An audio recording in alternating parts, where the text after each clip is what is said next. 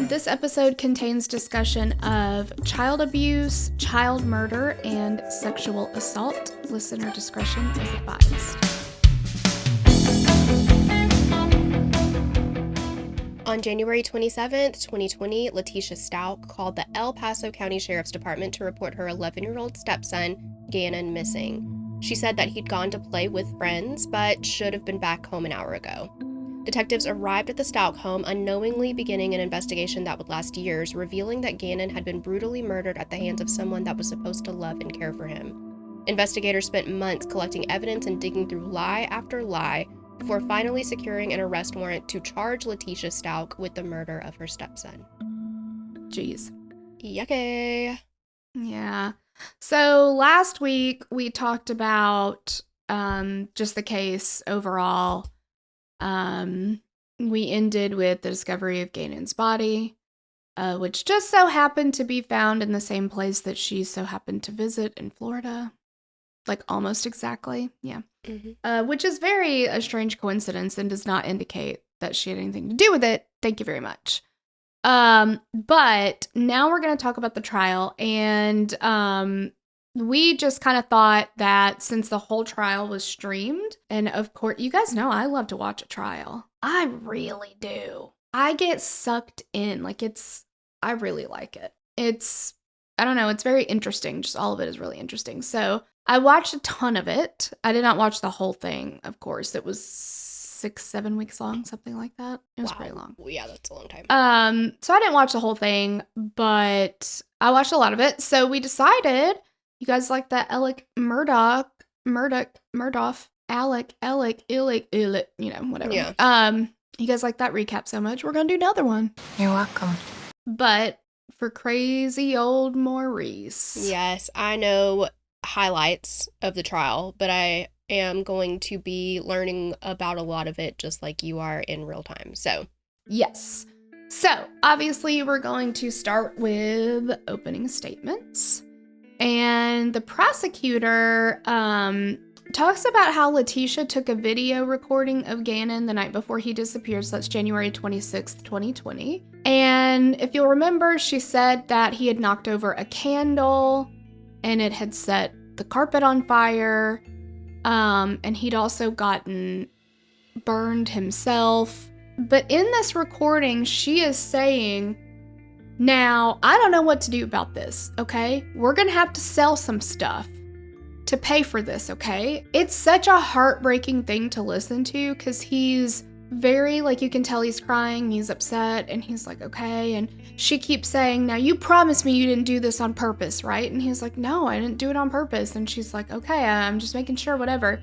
She's like, we gotta figure out all the stuff we need to sell because we've gotta be able to fix this carpet or the landlord's gonna kick us out. And he's like, okay. And then he says at the end, it is so sad. He said, I'm just really worried about my burns. All she's talking about is selling furniture to pay for the damage. And guilt-tripping him.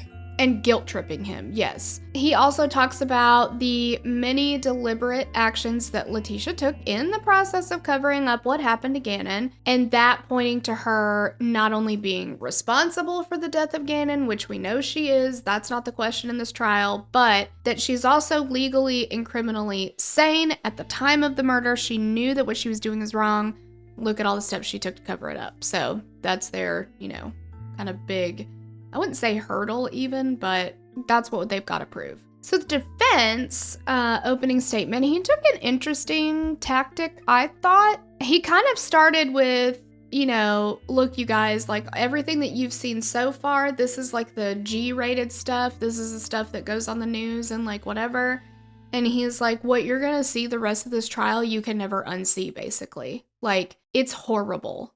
It's awful. Everything's not good, and it's going to be very difficult. And he says, Leticia seems like a lost cause because you see all this evidence against her and you see all these things and all this stuff. And he's like, but I can't just quit. I can't just check out. I have to keep going. And he's like, and why do I have to do that? Because it wouldn't be fair. It wouldn't be fair to Gannon, it wouldn't be fair to Leticia. And he actually says, now some of you might say, well, who gives a shit about Mrs. Stout. And he's like, and I get it, but the law does. And then he's like, wars were fought over this stuff, the right to remain silent, and this stuff goes really far back. And he's like, all the way back to Paul Revere riding his horse and saying, the British are coming, the British are coming. Like, he literally, invoked Paul Revere.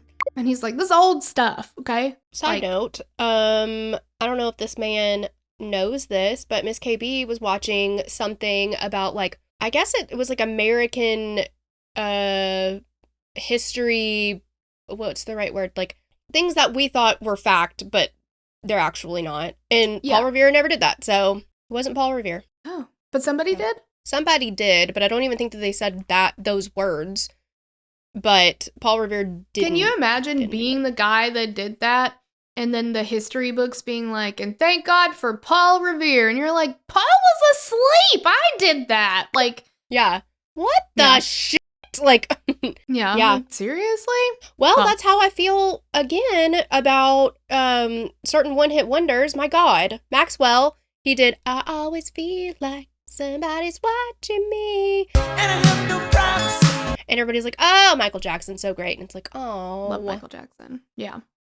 Yeah, that's tough. Semisonic, everybody thought it was Green Day, so. Oh, that's funny. So, yeah, he just talks about how, laws were formed based on this stuff. It's important. This is how the law is. It's the jury's job to apply the law appropriately, even if you don't like the defendant, kind of thing. He talks about taking the media coverage with a grain of salt, and he says, he's like, we lost. In the court of public opinion, we lost. And he's like, but this is the court of law, and it's your job to listen to the evidence in its completion. And if by the end of you hearing everything and you hear our experts too, and you still feel like she was sane at the time, then that's fine. But just as long as you are taking all of the pieces and applying them. What is that? What is that quote from Legally Blonde? Law is reason free from passion. Law is reason free from... I think it is passion. Law is reason free from passion. Exactly. And he starts to talk about and tries to paint a picture that Letecia did in fact love Gannon, which is just simply not true, but that she did love him and they had a good relationship. And he starts talking about how, when she was a child, she was left in the care of her mother's boyfriends all the time. This was not safe for her. There was sexual abuse that happened, not only by these men allegedly, but other people in her family or other people that she knew. He says there has to be some psychological crack to go from teacher, loving mother, and stepmother to a killer of an 11-year-old.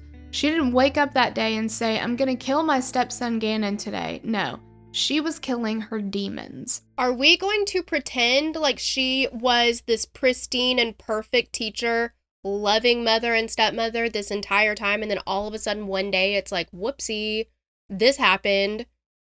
Because you better bet your ass we are. Yeah, I know too much. Get the fuck out. Okay, all right. Exactly. Yeah.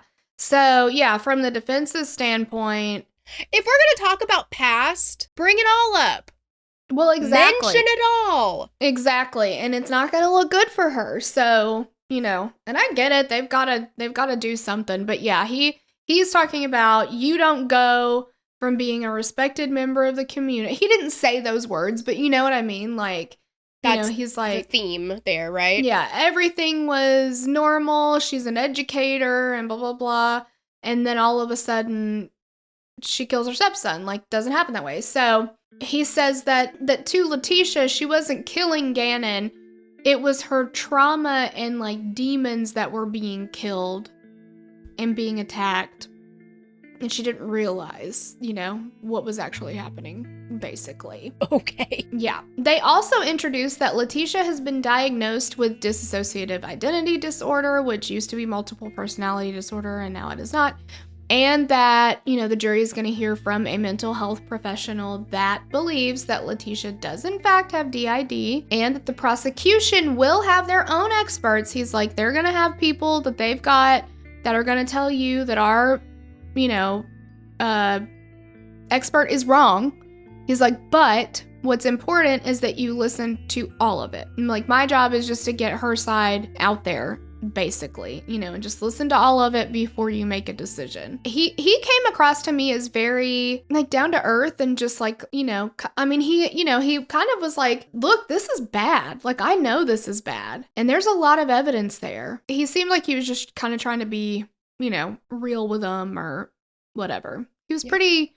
I thought he did well. Like, I think he would have been liked by the jury if I had to guess. Like, I don't know. He seemed okay. So, anyway, Al Stauch, Gannon's father, was the first to testify.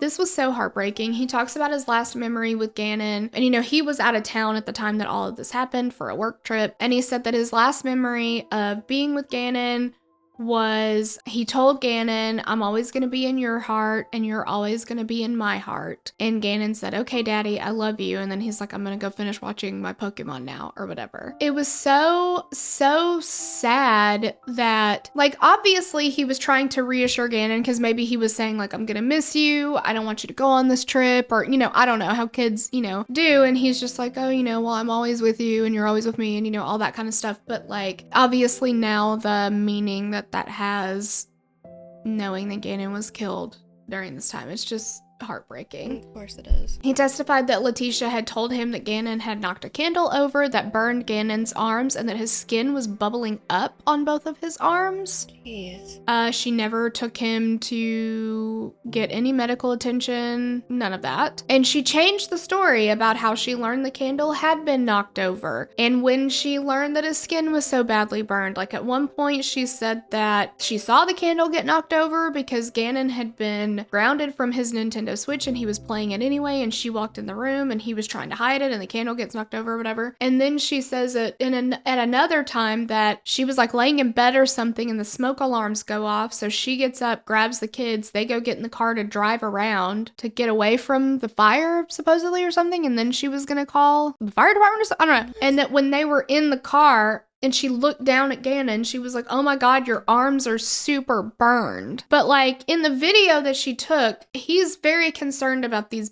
burns. There's no way that he never said a word to her about them. Like, anyway, so, she changes everything. She had told Al that Gannon had stayed home from school that day due to constipation.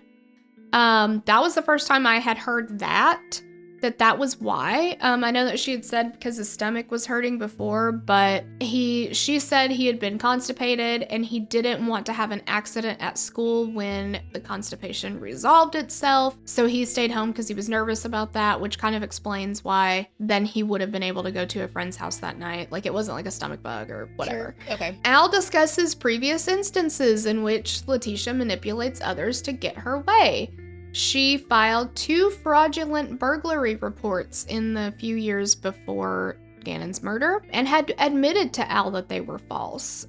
She admitted to shooting a gun out of the window of the home at one point. She had told Al that she was pregnant with twins at one point, which he believes is a completely false claim, that she was never pregnant. And then he talks about, what we talked about, where she had reported people that he worked with for sexual harassment, and that's how they ended up moving to Colorado Springs from Alaska. But he testifies to that being false as well. So it's definitely not... First of all, everything that she's ever said basically doesn't bode well for her because it's going to come up in trial. Mm-hmm. And she says these things in recorded phone calls and during interrogations and, all kinds of stuff. Obviously, that's all going to come out. A history of faking injury, faking, we know that morning she called or texted her boss and said her stepdad had been run over by a car.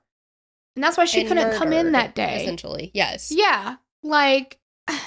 so anyway, that obviously just doesn't... He said that Leticia had told him that she thought Gannon had it out for her or had been, like, coming for her. And she thought he needed to get into therapy.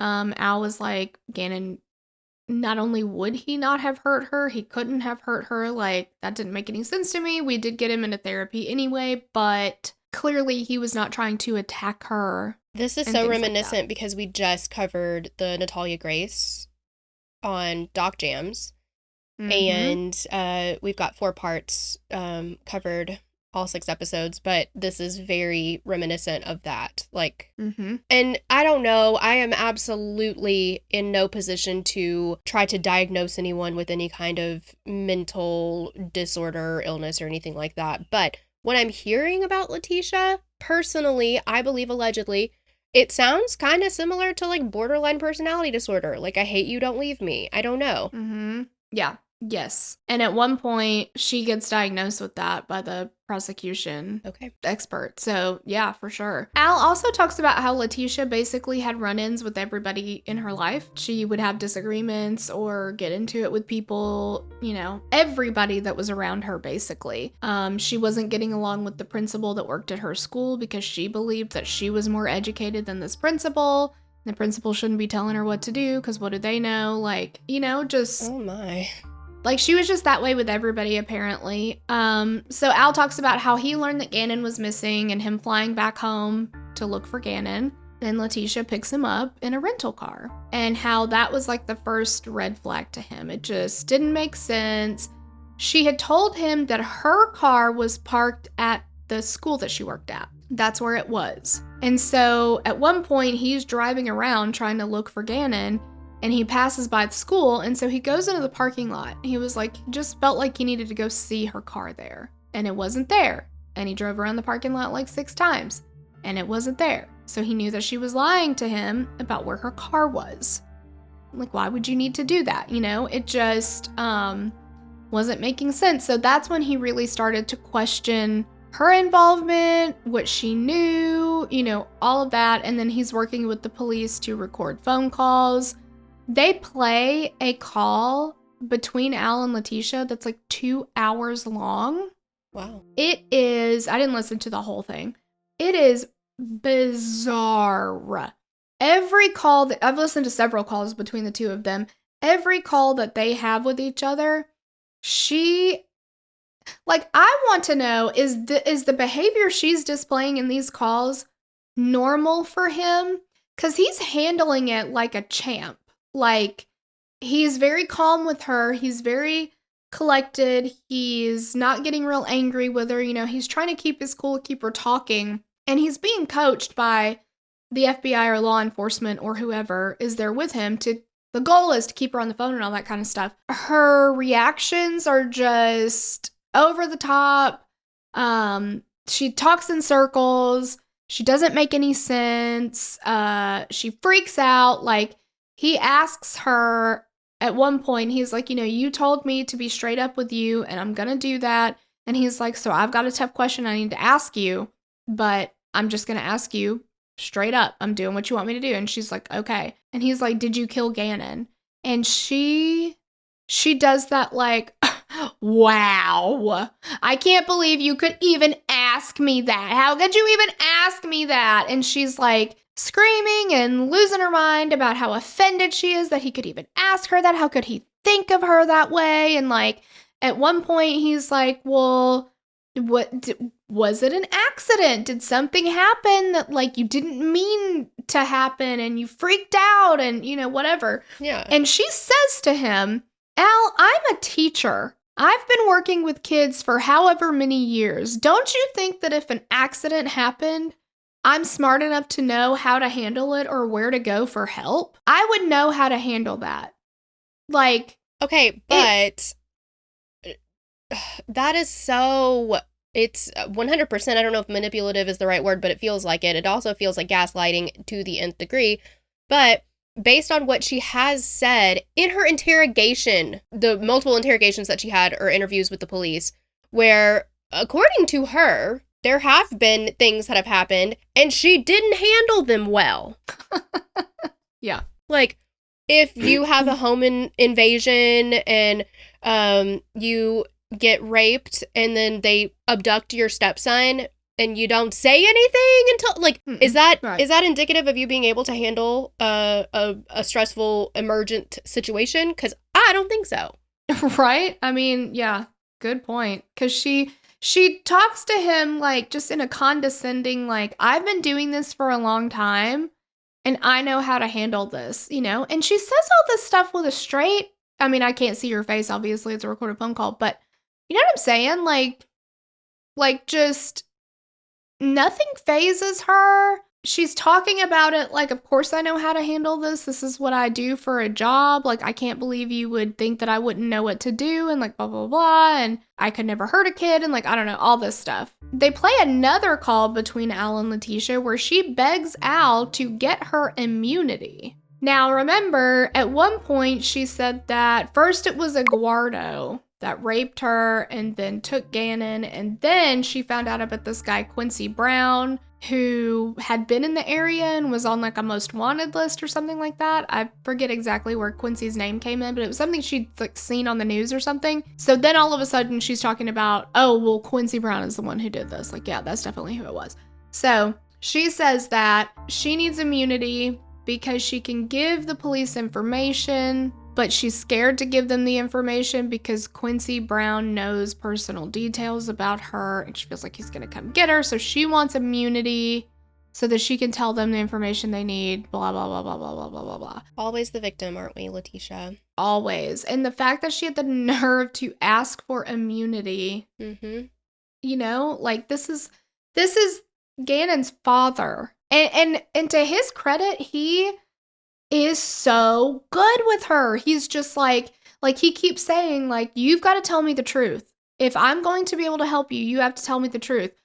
The way that I want this to play out is that you and I stand together, like, you know, we stand by each other through the whole thing. I want to stand by you, but you've got to tell me the truth. Can't keep lying to me. Like, I need to know what's actually happening.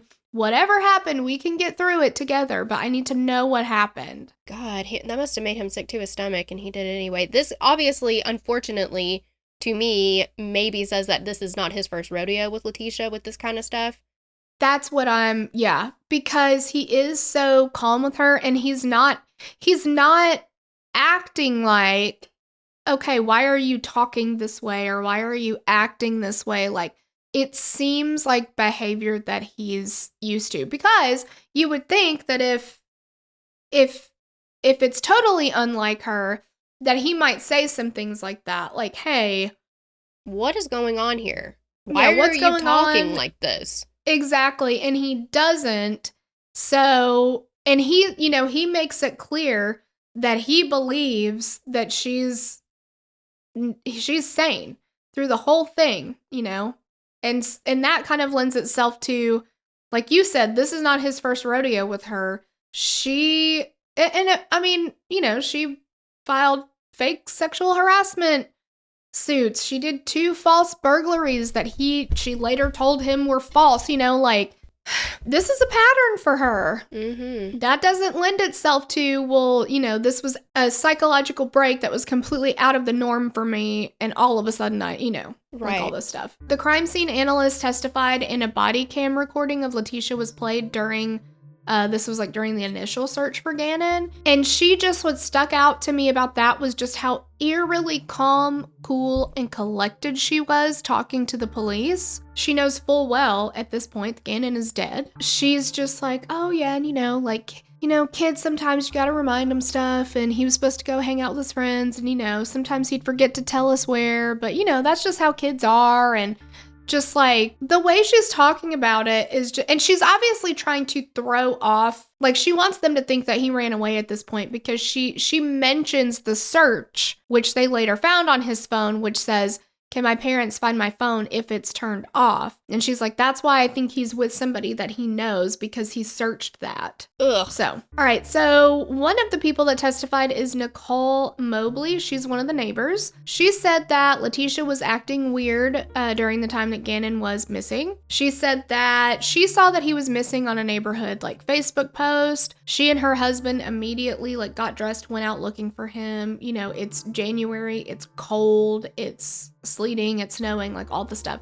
She's like, we went out immediately. So she's like, while we're out looking around, you know, on foot, like we're outside, she noticed that Leticia was home the whole time. And she's like, I know she was home because she was answering the door. People were going to talk to her at her home or whatever, but she's like, she never came out to look for him, which I thought was weird. Now, we have covered cases before where when a child is reported missing, the police will tell sometimes one parent to stay in the home so that if the child calls or comes home, somebody's there, right? But she said, because the prosecutor asked her, did you see any law enforcement vehicles, any lights? Did the law enforcement ever come to the house during this time? And she's like, no. So we can assume that she was not given that information by them if they're not there during that time. And she says they were out looking until like 2 or 3 in the morning and never saw law enforcement. So she ends up, like the night that Gannon was reported missing and they went out, she and her husband went out searching. Sorry, I gotta stretch my leggy out. Had it folded up weird. And now it's sore. She had sent Letecia a message on Facebook asking, hey, is there anywhere specific we should start looking or whatever? Letecia blocked her on Facebook. She never replied to that email or message and she just blocked her. Whoa. So on February 19th, 2020, because she had been blocked from her first account, she made a new profile and messaged Letecia from that one, trying to get information about, what was going on with Gannon. Now, Letecia is the very definition of you dumb bitch, because she starts messaging with Nicole Mobley. She is telling her, a man broke into my home, assaulted me. He took Gannon along with a suitcase from the home and all this stuff. So she ends up telling her, I need a witness for police to believe that story. And she even offers Nicole Mobley money to call her husband and report that she had seen Gannon get into a car with a strange man the night of January 27th. What? Oh, and this is all via, you have to know that these messages can be recalled. Investigators are going to see this stuff, and she said, what if you just said you remembered something suspicious seeing this picture and explained the description and you didn't think it was relevant until now because the kid had the same cover? So what she's saying is, because Gannon was found covered with a blanket from the home or whatever. And so she's saying, what if you say you saw this picture and you saw that blanket and you're like, wait a second, that was the blanket that he was found in. And now I remember he got into a Right. And she's like, I swear I did not do this. I just need help with someone getting this out there so they can start posting it in other states. So Nicole Mobley was like, you're full of shit. And she contacted law enforcement and turned everything over to them. So, good on her. Yes. For every single witness that took the stand, the prosecution asked the same question. Was Letecia Stauch sane during this time? Was she acting appropriately? Was she able to follow the rules of the road when she was driving? Did you have any reason to believe that she couldn't care for herself or for the children that were in her care, during this time? Anything that would indicate that she's not mentally sane at this time. And every single one of them is like, no, she seemed fine to me. The assistant principal at the school that Letecia had just been hired at testified that during her interview process, there was no behavior that was out of the ordinary. She seemed to act very appropriately, answer questions the way that you would expect. She was like, I obviously felt like she did a good job because I hired her to care for children, right. So there was nothing that made it seem like something like this was coming, right? And Al said, I believe that Letecia has been sane. He said, from the time I met her to even today, this is just who she is, right? Right. All right, let's talk about the fake polygraph. This is so Letecia contacted some company online to get a fake polygraph result that I guess she was going to share with. How is there even a service that offers this? I didn't know this was a thing. I didn't either. It's interesting though, because I don't know why you would want to use that.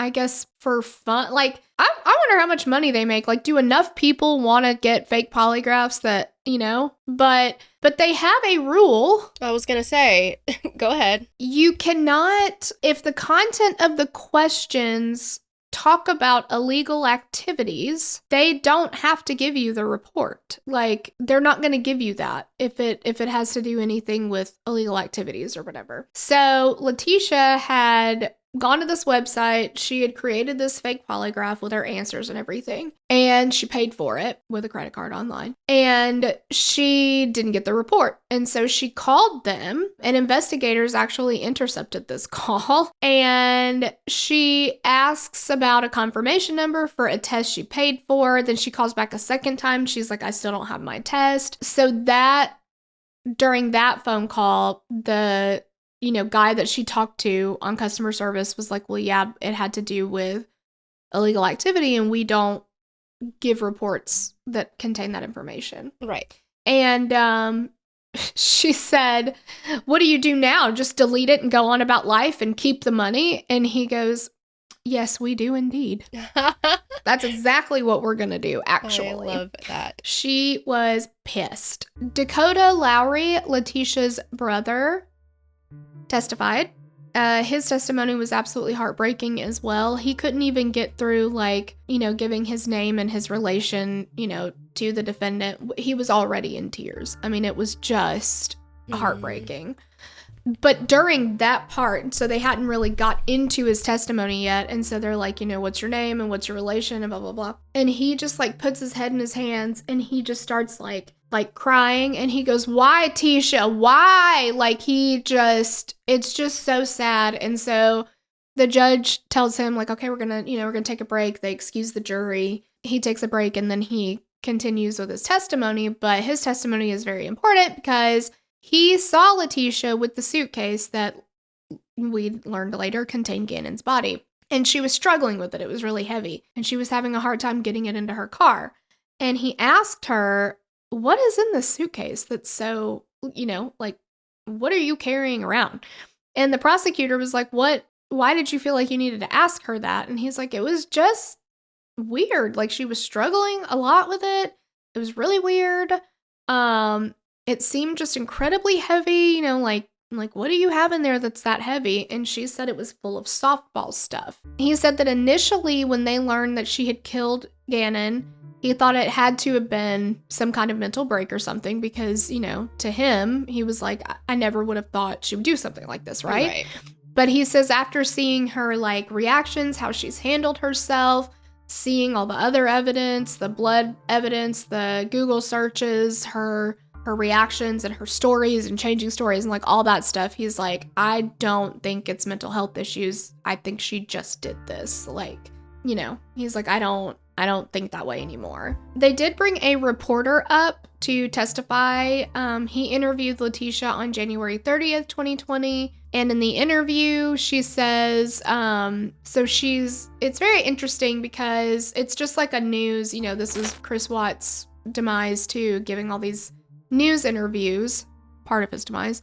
He's asking her, tell us about Gannon and all that kind of stuff. Because at this point, he's still missing. His body has not been found. And so she's like, he was just a great kid. He was always so helpful. Anytime I would need help with anything, I could ask him and he would just help. And she was talking specifically about him in the past tense, right? And it was noticeable. And then at the end, he says, okay, if you could give Gannon a message right now, what would it be? If he sees this? And she's like, well, Gannon, when you come home, you'll be able to tell the truth of what happened. And I hope that I get a sincere apology from everyone who thinks that I've done something to you, especially my husband.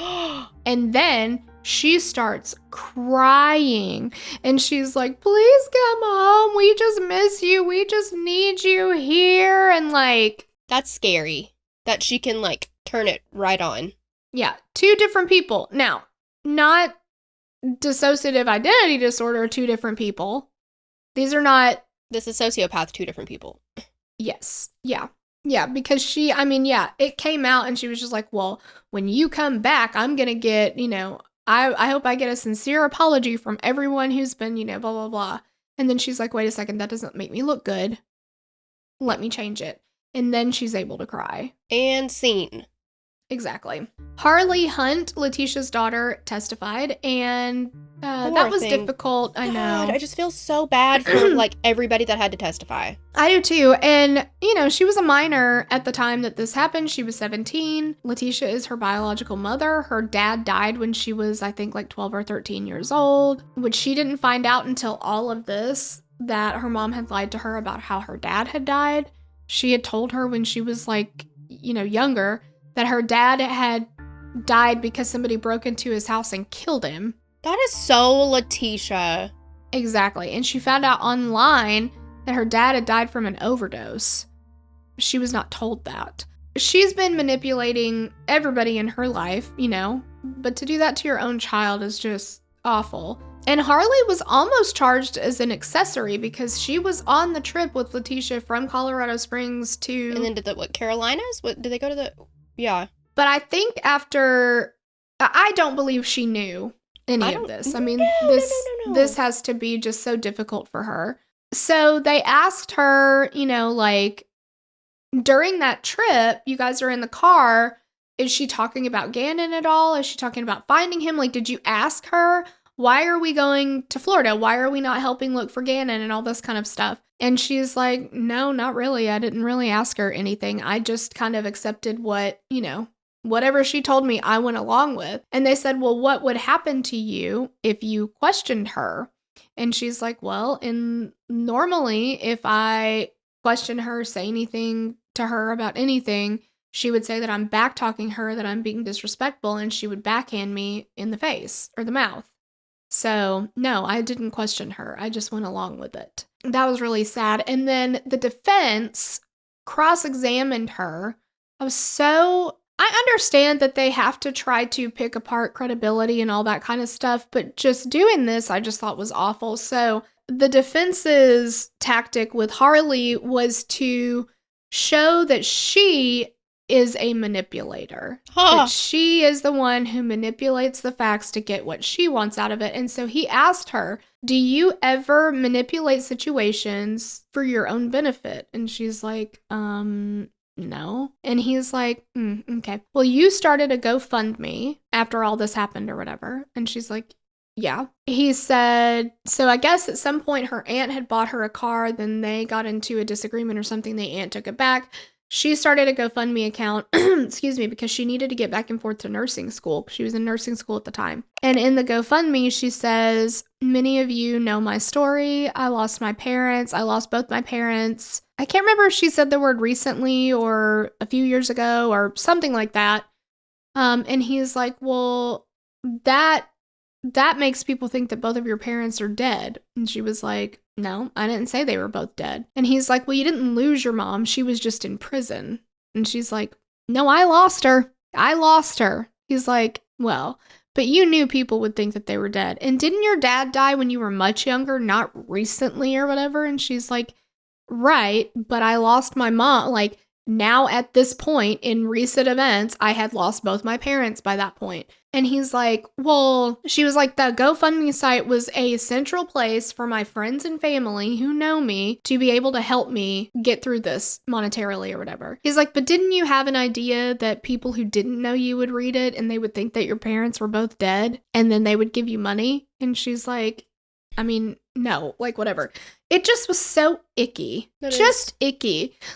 She 100% did lose both of her parents. We talk about that all the time. When a parent is the one who commits the murder, it's like you lose the parent that is killed, and then you lose the other parent because you lose them to the justice system. It just, I don't know. It was just awful. Well, yeah. And I don't love anybody that wants to pick apart a boundary that you have put into place with a parent or a family member. Because, a lot of people will say, well, that's your mom though, but that's your dad. Life is short, whatever. Okay, well, if they have continually treated me poorly throughout my entire life, or if something like this, my mother killed my stepbrother and now is in prison, and I decide that I don't want to have a relationship with this person anymore, that is not it drives me crazy because people try to, not everybody, but there are people who try to diminish it, like this defense attorney, and I kind of understand it's their job, but still, it's she's been through enough. What are you doing? Exactly. She's a victim too. Yes, absolutely. It's just awful what she's doing, and solidifies her decision to not have a relationship with her mom, I'm sure.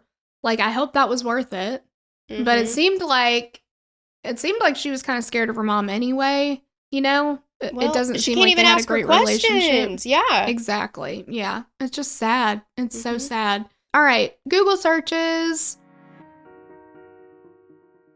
Y'all. My. Buckle up on the Google searches. So, FBI agent John Grusing testified about his interrogation of Letecia, and then also the, report that they pulled of all her Google searches and stuff like that. A week before Gannon went missing, Letecia started searching for things like U-Haul truck rates from Colorado Springs to Orlando, Florida, U-Haul truck rates, like the trip, how long would the trip take, all that kind of stuff. Oh my. A week before. Now remember, she, in one of her, you guys don't know that I listened to this. When I listened to one of the phone calls, one of the things that she said to Al was, this kind of stuff is premeditated, Al. I did not, I would have had to plan to kill Gannon if I was going to kill him. This kind of stuff is you don't just wake up and decide to do this or whatever.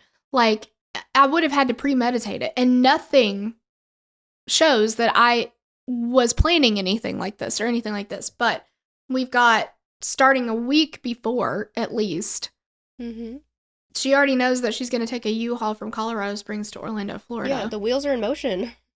Yeah. One of the searches that she conducted was blood is spurting from an arterial bleed, direct pressure not controlling.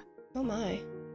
When he asked her about that one, she's like, what? No, I never did that. Not my phone. I never did that. He's like, oh, yes, you did. This was on your phone. She's like, no, I didn't do that. Other searches, I don't like my stepson. I don't like my stepson. Should I get a divorce? And she's notorious for misspelling shit all the time. And she puts periods instead of spaces all the time. And one of them that she searched was, my husband's ex-wife does nothing for her lids. I Obviously, think that's bad. But you need to take care of the lids too. Well, they're the window to the soul. Yeah. Lids are important. I wonder if my husband's ex-wife is sending me a Valentine's card since I, raise, her, kids. Why would you? What is the point of Googling that? Exactly. That's what I want to. What is she expecting to get from these Google searches? It's not a magic 8-ball. Exactly. You can't type something in there and be like, what do you think? You think Landon's going to give me something or not? Right. What the fuck? Yeah. Why should my husband choose me over family? Parents are those that put their kids before their nails. Their nails? What does that even... Maybe Landon goes and gets her nails done or something? I don't know. Oh, I don't... Yeah. It was interesting. Son homesick, can he stay home? Al Stauch cheating. Al Stauch Instagram. Al Stauch cheating in Colorado Springs. Catch Al Stauch cheating. What? How to get blood out of sheets. Ooh. Does she think that she's gonna find all of these articles that are like, this just in, Al Stauch, she caught cheating? Exactly. Yeah, it's people aren't documenting everything that Al is doing. No. And it's, if he was taking pictures with another woman and posting them on Instagram, he's not here's me cheating on my wife with this woman. Right. Al Stauch is cheating on Letecia Stauch. Ugh. Yeah. What is... She's a nut job. Can I spray paint blood? I'm doing all the work for my stepkids and their mom doesn't know. It's not funny, it's incriminating completely, but it's just so outlandish and ridiculous. Take her phone away! Okay. Yeah. Find me a new husband. Find me a rich guy who wants someone to take care of his kids. One of them was it was something taking care of somebody else's kids but get paid. Stuff like that.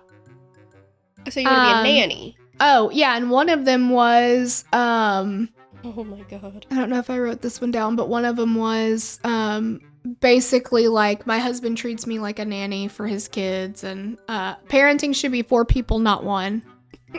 What? What do you think is going to come up with this search? Yeah, Parenting exactly. should be 4 people, not 1. Yeah, I just don't understand, like, what is the goal typing this in? And nobody talks this way either. Like, you're not going to find an article that is like, parenting should be 4 people, not 1. And like, here's what you should do if you're married to somebody and you're taking care of all the kids and the husband and the ex-wife are not helping. Like, that's not, She's treating it like a Dear Abby or a Magic 8 Ball, and that does not make any sense to me because that's not how the internet works, really. Like, my search history, recently specifically, but like this morning, I was like, can you substitute Greek yogurt for mayonnaise? That's something that will get me results. Exactly. Like, she clearly doesn't know how the internet works. No. You will never forgive me and treat me like a princess. What? What do you do if you suspect a person swallowed poison? That might actually get that. I think like that would get yes article or something. One day people will wish they treated you differently. My husband wants a baby, but I want to divorce him. My husband wants a divorce. She needs a Zanga. You'll never know when it's too late. Google search. The FBI agent also said on redirect, because he had asked her to tell him, like, what's your last memory of Gannon? What was he wearing? What was he, blah, blah, blah. And he said, quote, her not being able to articulate a last image of Gannon was very indicative that the last image was awful. I came away with more of a certainty that something bad had happened to Gannon. Oh, gosh. So, they go through all of the phone pings and all of those kind of things. And, it just shows, basically, everything that they found corresponded with everywhere that Letecia went, and then everywhere that evidence was found, including Gannon's body. They obviously talked about all the blood spatter in the home, on his mattress, on the walls, like all of those things show that he was killed in the home. The van that they were driving, there was evidence that Gannon's body had been in there. And that's one thing that Harley said. She thought it was really weird that when they were driving, she said she never did smell anything weird. She obviously never opened the suitcase or anything, but she said that one thing that she thought was weird was that it was really cold outside and her mom was like blasting the air conditioning the whole time in the car. But of course she's not going to ask her any questions because she's not allowed to do that. Right. But Dr. Christine Moore, the mental health director at the El Paso County Jail, testified to an assessment that she had done of Letecia on March 5th, 2020. She said that Letecia appeared calm and polite throughout the interview. Letecia had denied having any disorders, inpatient or outpatient treatment. Dr. Jackie Grimmett, a forensic psychologist, testified to a competency evaluation that she performed on Letecia in December of 2020 for the purpose of determining whether she had a mental disability. And Grimmett said that Stauch had an understanding of the proceedings and was able to assist in her own defense. They found that she did not have a mental disability. Grimmett said that she found Stauch to be very verbose and that Letecia told her a story about vampires visiting her in her jail cell, but admitted that she had gotten the names of the vampires from the Twilight series. She's obviously trying to beef up her insanity defense. We know that that's the route we're gonna have to go or whatever. So she's like, oh yeah, vampires are visiting me in jail. And she's telling this woman about it. And she's like, isn't that from Twilight? Like, aren't those the names of the Twilight? And she's like, Edward, and I don't know any, I've never seen the Twilight movies. Bella, maybe? Yeah. Yeah, there's and she's Jacob. Like, oh, yeah, that's their names too. But these are real vampires that, like, I'm shocked clearly that she you're didn't making it up. Google how to make make people think you're insane. Exactly. Vampires visiting me in jail. What are their names? Yeah, right. Grimmett testified that she felt Letecia was feigning some of her symptoms and that she had traits of borderline personality disorder and narcissistic personality, but she didn't meet the threshold for either diagnosis. She just, had registered on the spectrum possibly or something. Yeah.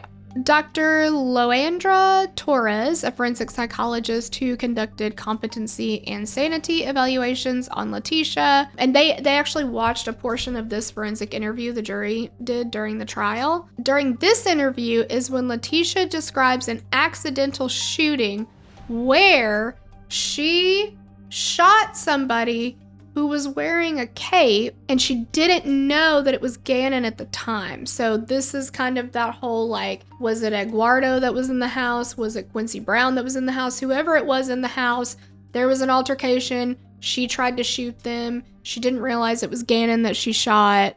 Liza Minnelli. She would say during this interview that she was going into different personalities. She said she thought she could bring Gannon back from the dead, like stuff like that. Dr. Dorothy Lewis was the mental health professional for the defense, and she testified that she believed that Letecia was switching into different personalities at the time of the crime due to the sexual abuse that she had suffered growing up. In her interview with Letecia, she spoke as her alleged alternate identities, Maria and Taylor. And when she was speaking as Maria, she spoke with an accent and said that she shot Gannon thinking that he was an intruder, saying he wasn't supposed to die. It wasn't supposed to be him. What do you think? You have the eyes. You have the face. I mean, no, I think she's just trying to minimize her involvement, absolutely, responsibility with it. And I do think that it's interesting. I mean, I've seen some 11-year-old kids, and I've seen some grown-ups in my day. I've seen them both. I've seen grown men standing next to an 11-year-old kid. They don't look anywhere close to the same. So the fact that she thought, oh my gosh, I didn't realize that it was like that, again, I know too much to buy this. It's just... Right. You know, we'll never see a picture of Eduardo because he's not real, but Quincy Brown. Yeah, I would assume that, and I haven't seen Quincy Brown. I never even thought to look him up, but he's you brown. Would think, like, exactly, like, you would think that, I mean, she said that she drove to a construction site and plucked Eduardo up from it and then gave him the code to her house to get in when she wasn't there. And she didn't know him. But anyway, that you would be able to tell the difference between him and an 11-year-old child. Yeah. And she does a lot of stuff that's supposed to support her insanity defense. But it's stuff that these mental health professionals can see right through. Right. Like, it's very obvious that she's faking it. And again, because she was planning this. She started a week beforehand. Planning the route she was going to take. You know, all of the things. She had been searching things about how she did not like her stepson. And how she resented being his caretaker. And that Al was gone all the time. Yeah. And she even said, why should my husband choose me over family? Yeah. So if she gets rid of Gannon... I mean, I wonder if she was planning to kill the little one, too. I know it. I mean, it's just... I don't know. So, basically, all of these things... I mean, I honestly don't know why they needed this long of a trial. I mean, I guess you gotta lay everything out, but... I don't know. It's pretty obvious to me what 100%. happened. So on May 8th, 2023, after deliberating for just 8 hours, the jury returned and delivered a verdict, and they found Letecia Stauch guilty of first-degree murder. Shocking. Al gave a victim impact statement at the conclusion of the trial, including a written statement from his daughter, Lena. He expressed how thankful he was for the bridge workers who found Gannon's remains and brought their son back to him. Al said that from the moment he went to look for Leticia's Tiguan at a nearby elementary school, which is, you know, where she had said it was parked, and didn't see it, he knew that she knew where Gannon was. Like, it was in that moment everything changed for him. Al told the judge that he was not seeking restitution from Letecia, that he didn't want to have anything connecting him to her. He described how different Letecia seemed when he first met her. He said a far cry from the nappy-headed, murderous, narcissistic, and arrogantly flippant human being that sits in our midst today. She is nappy-headed, too. Good. Apparently they don't issue brushes in jail. Yeah. Maybe the He vampire called stole it. Well, that's true. Did we even ask them? Somebody think call Edward and see if he's got Leticia's brush. Yeah. He called Letecia a coward for not admitting what she'd done to his son and that she was too much of a lily-livered, self-centered, pathological liar to ask for forgiveness. Al spoke of how he felt that he'd lost 2 children, Gannon and Harley. He loved Harley, but he didn't know if their relationship could be saved. And it's clear that Al felt overwhelmed with guilt and apologized to his son for leaving him alone with a murderer. He disclosed that he and Landon had both apologized to each other and that they'd let Letecia manipulate them both, which had caused problems. Finally, he addressed the judge, saying that if he could have any input as to Leticia's sentence, he wanted her to be stripped of his name. He did not want her to be Letecia Stauch anymore. They had finalized their divorce in the same year that Gannon was murdered, but Letecia had kept the last name Stauch. And he believed just to spite him. She would. I mean, it's very, it tracks for her. He said, secondly, I ask for every mile that she drove Gannon across the country, she spend 1 day in solitary confinement. After that, I recommend her sentence to be equal to every year she stripped off Gannon's life. Lastly, for every year of Harley's life that she abusively manipulated that child, she should have an additional year of prison. The judge sentenced... I'm so sorry, I was just going to say, that really, resonated with me because that, to me, I don't blame him one little bit, and I think that that should be imposed. Yeah, exactly. The judge did sentence Letecia to life in prison without the possibility of parole. He also sentenced Letecia to another life sentence to run concurrently for the first-degree murder of a child under the age of 12. Additionally, he gave her 12 years for tampering with the body and 18 months for tampering with evidence. She is currently serving her sentence at the Colorado Department of Corrections. And Gannon was finally laid to rest in September of 2020 in his home state of South Carolina, 7 months after he was murdered in his own bed. Gannon's mother spoke about his smile and how he had the heart and spirit of an old man. She said that he'd do anything for anyone. Gannon's little sister described him as the nicest person, her only brother, and her favorite brother. Oh, it's so sad.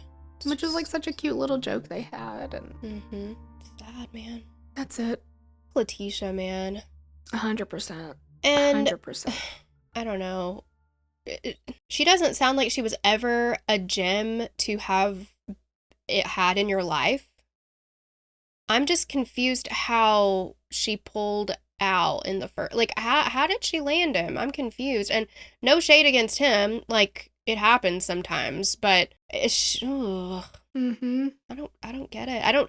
I don't see her appeal. I just don't. I don't see. Right. But that lends itself to the whole like kind of, narcissistic tendencies and stuff like that, because I'm sure that she did what many manipulative and abusive partners do, which is everything's great at first. Well, and they kind of mirror what you want and need, right? All Love of a sudden they have and all the things. Yes, and, the exact same interests that you do, and you guys could not be more of a perfect match. And then, yes.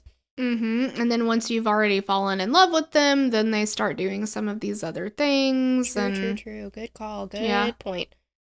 So, I mean, I'm sure that, I don't know. Yeah. Because you can hear in some of these calls and in her interviews and stuff like that, where she does sound very articulate and educated and put together and polished and like all those things. She can turn that on. And that's how she's getting, jobs where she's teaching children and stuff. Like, yeah. But she's a nut job, an absolute nut job. 100% crazier than a shithouse rat. Yeah. And she was able to hide that from everybody. Yes. That's scary. Hiding in plain sight, too. That is scary. But guys, I mean, that's it. That's it. Two-parter here. Thank you guys so much for hanging out with us. We love you, and we will catch you on the next episode. Bye. Bye.